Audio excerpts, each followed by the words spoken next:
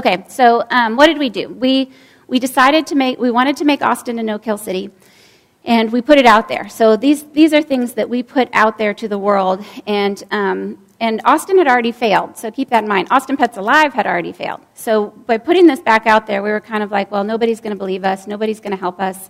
But we felt like it was important to have a big goal, with the end being something that people really want to see, and not just a better community or a better welfare. You know, we wanted something very tangible, a no-kill city, 90% plus being saved.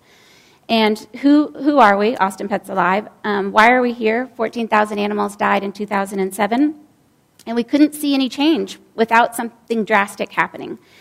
And so we decide, how are we going to save those 14,000 animals? Obviously, they're already dead, so we can't save them. So how do we actually save them? The way that we started was by being very focused on only the animals that are going to be euthanized. So that was kind of a struggle. How do we even know which ones are going to be euthanized? But almost every shelter has a list that they prepare generally before closing, and then the next morning the animals are euthanized before the shelter opens.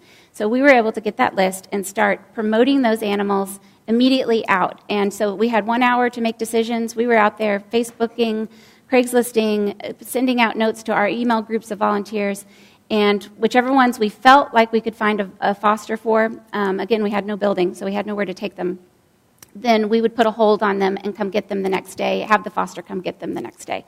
And that worked out to be a pretty good relationship with the city, because they were willing to extend the hold for 24 hours if we felt like we could get them out. Of course, we couldn't abuse that and just hold everybody and then only come pick up 1 or 2.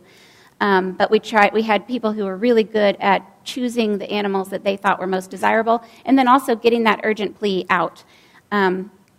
We definitely wanted to produce measurable results. Having a no-kill city there's an end goal. It's a numerical end goal. So we needed to be able to show how we were contributing to that numerical end goal. And so every animal that we saved from the actual euthanasia list was a number that contributed to the percent of animals being saved. And so we were able to see exactly how much impact we were making, which was a huge motivator for our volunteers and our fosters. And then, of course, never relenting. I mean, you want to quit almost every day, but you have to keep going. Okay, so we have 6 what I think are key ingredients for Austin Pets Alive's success. And one is leadership. There has to be somebody who's responsible and knowledgeable. And I think that veterinarians, again, that's a role that veterinarians could step into. I don't have any special gifts to be the leader of Austin Pets Alive. And I don't even have any business training. I'm not the best leader. But somebody had to step up that knew what they were talking about related to animal care and animal welfare. And so without somebody else doing it, that was me. But I think that there's plenty of veterinarians out there that could do the same. We needed a specific attainable goal. We've already talked about that, 90%. We needed a rally cry. And if you look at rally cries that are successful, they're very motivating. And even though it feels negative to talk about the number of animals being euthanized, you can't not talk about it and still expect people to act. And so what we tried to do is make it positive. We can do better than this. Austinites, everybody in Austin wants to do better. The shelter wants to do better. The city wants to do better. Everybody wants to do better. So join us so that we can do better. Team Spirit, I love this picture because these girls just sent us a photo of them in their T-shirts because they were excited to have their new T-shirts. And that is exciting because it's clear that the mission is inspiring people to be part of it. And so it's kind of like creating something fun for people to join and saving animals. It can't be more fun than that.